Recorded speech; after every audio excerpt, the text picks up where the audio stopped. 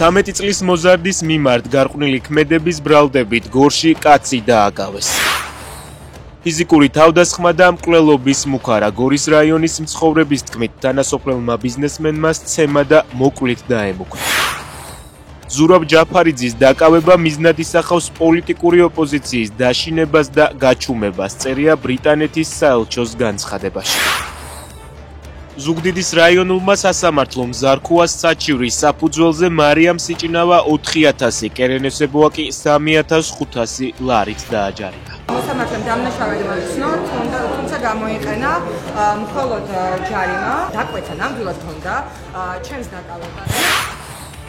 საქართველოს რუსეთისა და ბელარუსის მოქალაქეებისთვის მანქანების რეექსპორტი სრულად აკრძალა. რუსული მედიის ინფორმაციით, აკრძალვა ძალაში 15 მაისის შემდეგ შევიდა.